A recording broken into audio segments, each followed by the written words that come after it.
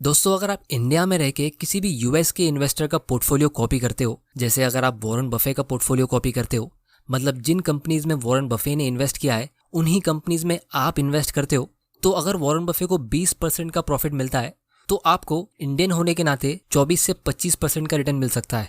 मतलब बिना कोई एक्स्ट्रा मेहनत किए आपको सारे अमेरिकन लोगों के मुकाबले 4 से 5% का एक्स्ट्रा प्रॉफिट मिलेगा फ्री में। इस चीज़ को हम थोड़ी देर में काफ़ी डिटेल में समझने वाले हैं, क्योंकि दोस्तों कुछ सालों पहले ये डिस्कशन हमारे लिए इतना इम्पोर्टेंट नहीं होता था कि आपको इंडियन स्टॉक्स में इन्वेस्ट करना चाहिए या फिर यूएस में, क्योंकि पहले हमारे लिए यूएस के स्टॉक में इन्वेस्ट करना बहुत मुश्किल होता था। लेकिन आज हम आसानी से घर बैठे बैठे यूएस के स्टॉक्स में इन्वेस्ट कर सकते हैं। तो इसीलिए आज की वीडियो में हम ये डिस्कस करेंगे कि हम इंडियंस के लिए यूएस में इन्वेस्ट करने के एडवांटेज और डिसएडवांटेजेस क्या है, जिससे आप खुद डिसाइड कर सको कि आपको कहाँ इन्वेस्ट करना चाहिए और कितना। और फिर हम ये जानेंगे कि आप यूएस के स्टॉक्स में कैसे इन्वेस्ट कर सकते हो और कहाँ पे। तो चलिए शुरू करते हैं। तो दोस्तों, बहुत लोग मुझसे पूछते हैं कि उन्हें यूएस के स्टॉक्स में इन्वेस्ट करना है क्योंकि वहाँ की बहुत सारी कंपनीज है जो बहुत बड़ी होने के बाद भी बहुत ज़्यादा प्रॉफिट दे रही है। जैसे पिछले 10 सालों में गूगल का शेयर प्राइस ऑलमोस्ट 10 टाइम्स ऊपर गया है, जो ऑलमोस्ट 26% का कंपाउंडेड ग्रोथ रेट होता है। या फिर माइक्रोसॉफ्ट कंपनी का शेयर भी 10 साल में 10 गुना ग्रो हुआ है। एप्पल का शेयर प्राइस 10 साल में 10 से 15 गुना ऊपर गया है। अमेजॉन का शेयर प्राइस 15 से 20 गुना ऊपर गया है और नेटफ्लिक्स का शेयर प्राइस 20 से 30 गुना ऊपर गया है। तो बहुत लोग इस एक्स्ट्रा ऑर्डिनरी प्रॉफिट का मेन रीजन समझ ही नहीं पाते। वो ये है कि ये टेक कंपनीज इनोवेशन और रिसर्च के डिपार्टमेंट को एक्चुअली में डोमिनेट कर रही है। जितना फोकस ये यूएस की कंपनीज R&D पे करती है, उतना फोकस शायद ही कोई दूसरी कंट्री की कंपनीज करती होगी। क्योंकि आप लोग मुझे ये चीज़ खुद बताओ, क्या हमारे इंडिया का कोई भी ऐसा ब्रांड है जो पूरी दुनिया में फेमस है? चलिए इसे छोड़िए, आप अपनी डेली लाइफ में कौन सी इंडियन आईटी कंपनी के प्रोडक्ट को यूज़ करते हो? क्या आप TCS, इन्फोसिस, विप्रो या टेक महिंद्रा के प्रोडक्ट को यूज़ करते हो? या फिर अगर मैं आपसे ये पूछूं कि क्या आज आपने गूगल या यूट्यूब को यूज़ किया, या फिर क्या आज आपने फेसबुक या इंस्टा चेक किया, या फिर क्या आपने अपने कंप्यूटर में माइक्रोसॉफ्ट के विंडोज़ को यूज़ किया? तो आपका आंसर हाँ होगा। तो इसीलिए जो इंडिया की आईटी कंपनीज है वो एक्चुअली में आईटी कंपनीज नहीं है, वो सिर्फ सर्विस कंपनीज है जो यूएस और यूरोपियन कंपनीज को अपनी सर्विस प्रोवाइड करती है। क्योंकि अल्टीमेटली ये इंडियन आईटी कंपनीज लोगों का ही यूज़ करती है, टेक्नोलॉजी का नहीं, और डॉलर में कमा के रुपीज़ में खर्चा करती है, जिससे उनका प्रॉफिट निकल जाता है। अब दोस्तों, इसमें कोई गलत बात नहीं है, बहुत सारे इंडियंस को इससे जॉब मिलता है। लेकिन प्रॉब्लम यह है कि अगर इंडियन आईटी कंपनीज के क्लाइंट्स यानी ये बड़ी बड़ी कंपनीज प्रॉफिट कमाएगी तो ही इंडियन आईटी कंपनीज प्रॉफिट कमाएगी। तो ये बहुत ज़्यादा हैवीली डिपेंडेंट है उन बड़ी कंपनीज पे। इसीलिए जो इंडिया की आईटी कंपनीज है वो इनोवेशन के मामले में यूएस के आसपास भी नहीं है, जिसकी वजह से यूएस की कंपनीज आईटी के सेगमेंट में पूरे वर्ल्ड की लीडर बन चुकी है। और दिन पे दिन इन कंपनीज का मोट स्ट्रांग होता रहेगा, यानी दिन पे दिन इनके कॉम्पिटिटर्स को और मुश्किल होता रहेगा इनको बीट करना। तो इसीलिए यूएस के स्टॉक मार्केट का सबसे बड़ा एडवांटेज ये है कि आपको वहाँ ऐसी कंपनीज देखने को मिलेगी जिसका मैनेजमेंट पहले ही 10 या 20 साल फ्यूचर का सोचता है। अब दोस्तों, दूसरा एडवांटेज ये है कि जब भी मैं स्टॉक पिक करने की बात करता हूँ तो मैं हमेशा यही कहता हूँ कि आपको ऐसी कंपनी में इन्वेस्ट करना चाहिए जिसके बिजनेस को और उसके प्रोडक्ट को आप पहले से ही समझते हो, और जिसके बिजनेस को आप आसानी से इमेजिन कर सकते हो कि वो 10 या 20 साल में कहाँ रहेगा। क्योंकि जितनी स्ट्रॉन्ग आपकी उस बिजनेस की अंडरस्टैंडिंग होगी, उतना ज़्यादा भरोसा आप उस स्टॉक में कर सकते हो और आपके वेल्थ क्रिएट होने के चांसेस भी उसमें ज़्यादा होंगे। क्योंकि बहुत सारे लोग ज़्यादा प्रॉफिट कमाने के चक्कर में ऐसे स्टॉक्स में इन्वेस्ट कर लेते जिसका नाम वो पहली बार सुन रहे होते। लेकिन यहाँ पे आपको यूएस में ऐसी कंपनीज देखने को मिलेगी जिसकी सर्विस हम सालों से यूज़ कर रहे हैं। जैसे अगर आप अपनी 20s या 30s में हो तो माइक्रोसॉफ्ट कंपनी का नाम आपने बचपन से सुना होगा, और जब से आप इंटरनेट यूज़ कर रहे हो तब से आपने गूगल के अलावा किसी और सर्च इंजन का नाम भी नहीं सुना होगा। या फिर सॉफ्ट ड्रिंक्स में हम इंडियंस सबसे ज़्यादा माजा और स्प्राइट प्रेफर करते हैं, और ये दोनों कंपनी कोका कोला का ब्रांड है।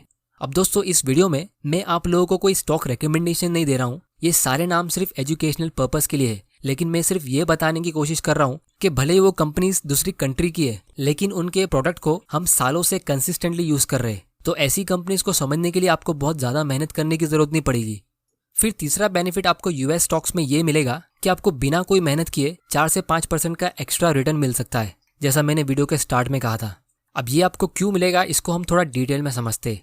तो दोस्तों, इंडिया में इन्फ्लेशन यानी महंगाई ऑन एन एवरेज 6 से 7% के रेट से बढ़ती है, लेकिन यूएसए में सिर्फ 1 या 2% के रेट से बढ़ती है। और फ्यूचर में भी इंडिया की महंगाई यूएस से ज़्यादा ही रहेगी, क्योंकि अगर आप इंडिया के सेंट्रल बैंक का बैंक रेट चेक करोगे तो आप देख सकते हो ये फिलहाल 4% के आसपास है। लेकिन यूएसए का सेंट्रल बैंक का बैंक रेट 1% से भी कम है। तो इसका मतलब ये है कि हमारी सेंट्रल बैंक खुद चाह रही है कि हमारी कंट्री में 4 से 5% की महंगाई बनी रहे, और अगर फ्यूचर में इस रेट से इन्फ्लेशन ग्रो नहीं होता है तो भी हमारी central bank extra notes print करके वो इन्फ्लेशन को मेंटेन रखेगी, जिसकी वजह से इंडियन रुपीस की वैल्यू यूएस डॉलर्स के मुकाबले गिरती रहेगी। क्योंकि अगर आप 40 साल पहले का रिकॉर्ड देखोगे तो 1980 में $1 की वैल्यू 9 रुपए की थी, और फिर धीरे धीरे डॉलर महंगा होता गया, और फिर ईयर 2000 में $1 45 रुपए का हुआ, और आज से 10 साल पहले $1 की वैल्यू 50 से 55 रुपए की थी, और आज हम सब जानते $1 की वैल्यू 75 रुपीज़ के आसपास है। अब क्योंकि आपने ये वीडियो देख लिया है तो फ्यूचर में आपको सरप्राइज होने की जरूरत नहीं होगी ये जान के कि आने वाले 10 या 20 साल में जब $1 100 रुपए से महंगा हो जाएगा। तो इसीलिए ये सिर्फ डॉलर ही पिछले 10 साल में इंडियन रुपीस के मुकाबले 4% के रेट से ग्रो हुआ है। और जब आप यूएस स्टॉक्स में इन्वेस्ट करते हो तो ये रिटर्न भी आपको एक्स्ट्रा मिलेगा, क्योंकि जब भी आप कोई भी यूएस कंपनी में इन्वेस्ट करते हो तो आप यूएस डॉलर में पे करते हो, और जब आप अपना फ्यूचर में स्टॉक्स बेचोगे तो आप यूएस डॉलर को बेच के रुपये में कन्वर्ट करोगे, तो तब तक वो यूएस डॉलर और महंगा हो चुका होगा, जिसकी वजह से आपको बाकी यूएस इन्वेस्टर्स के मुकाबले एक्स्ट्रा रिटर्न मिलेगा। अब दोस्तों, अगर आपको ये चीज़ नहीं समझ आई तो इसका मैं आप लोगों को एक सिंपल एग्जाम्पल दिखाता हूँ जिससे आपका सारा डाउट क्लियर हो जाएगा।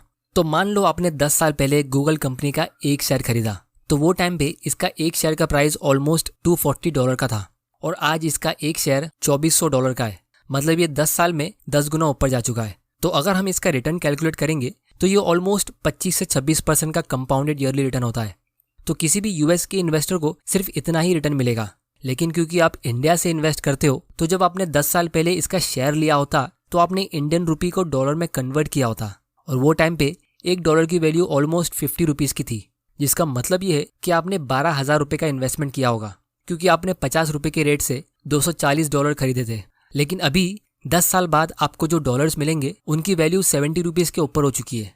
तो जब आप अपने शेयर्स बेचोगे और फिर अपने डॉलर्स को कन्वर्ट करोगे तो आपको ऑलमोस्ट 1,70,000 रुपीज़ मिलेंगे, क्योंकि आप अपने $2,400 को 70 रुपीज़ के रेट से कन्वर्ट करोगे। तो अगर हम इसका रिटर्न कैलकुलेट करेंगे तो आप देख सकते हो 12,000 रुपये का इन्वेस्टमेंट अगर 1,68,000 का होता है तो ये 30% का कंपाउंडेड रिटर्न होता है।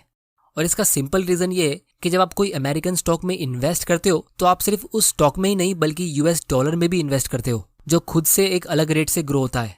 फिर चौथा बेनिफिट ये है कि जब आप यूएस स्टॉक में इन्वेस्ट करते हो तो आप सिर्फ एक दूसरी कंट्री में नहीं बल्कि पूरी दुनिया में इन्वेस्ट करते हो, क्योंकि जैसा मैंने पहले कहा था वहाँ पे ऐसी बहुत सारी कंपनीज है जो अपने प्रोडक्ट्स को सिर्फ अपनी कंट्री में नहीं बल्कि पूरी दुनिया में बेचती है।